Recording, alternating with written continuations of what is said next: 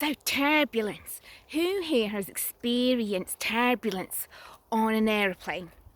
Bang! Did you get a fright? Did you? You know it's that. You've felt it, haven't you? You know what it is. You're on an aircraft, that sudden drop. You know, that sudden drop. You don't know how far it's going to drop. You know what it is. You know it's turbulence. But you feel so vulnerable, don't you? Your body's all tense. It's frightened. You're filled with fear, aren't you? This whole tensity. You don't know what's gonna happen. And but we're you know, in your mind, gosh, your mind's going off thinking about all kinds of emergency scenarios, isn't it? Yeah. But we're obviously all okay. We're all safe, we're all here, we're alive. So we obviously landed safely, didn't we? Yeah, your plane landed. You're safely. Your nervous system was able to reset, wasn't it? Oh, you could take a few deep breaths and feel your whole system return to a calm, normal setting.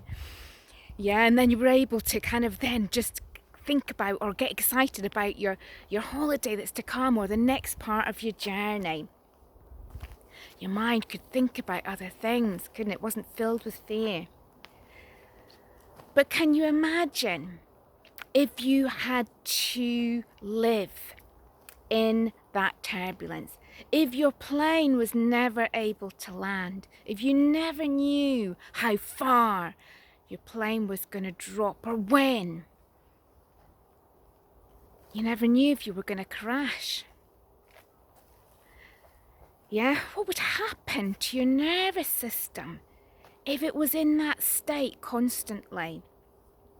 That state of high alert. It would burn out, wouldn't it? All your internal organs would be so stressed. They would be compromised. Your whole health system would be compromised, wouldn't it? And you wouldn't be able to function adequately. So, and that's what happens. You think, okay, so what situations? You know, your mind's all over the place, isn't it? And what situations in life do you think that kind of intensity of fear and constant high alert? You kind of think, well, I suppose in war-torn countries, you know, places where there's torture, brutality, all that kind of physical, mental abuse, child abuse, sexual abuse, you know, all the kinds of, you think that in these settings, don't you, where somebody's system is going to be a high alert. But what have I told you? That most of the world's population are in that state day in, day out. We are in that state day in, day out. And sometimes we land poof, for a minute and then we're back up, living on a bungee rope in that constant turbulence. And why? How is that possible? Because we're living in this lifestyle where we are bombarded, our mind, our body, stimulated to high intensity 24 hours a day, 7 days a week. Constant filled with information, our mind flickering about, constantly distracted by images. We're flickering through images. We can't keep our mind on things more than what we think a goldfish memory is like. We're constantly stimulated, and it's high intensity stuff, isn't it? It's sex and violence and all these kind of stuff, and not just that, but we're in this state, aren't we, where we're constantly living up to a certain standard, and these standards are always kind of changing. We've got to look a certain way, be a certain way, compare ourselves. We can't get away from it. So it's that turbulence, boom, boom, boom, boom.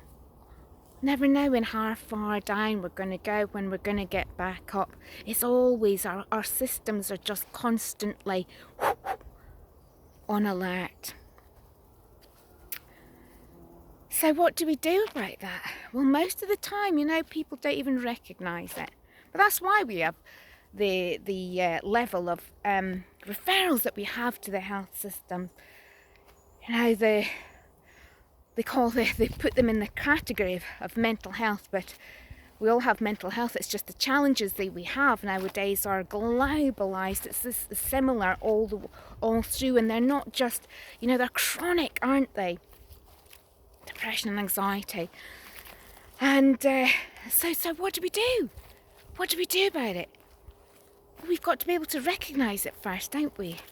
And that's where we're kind of missing that bit. We're not able to.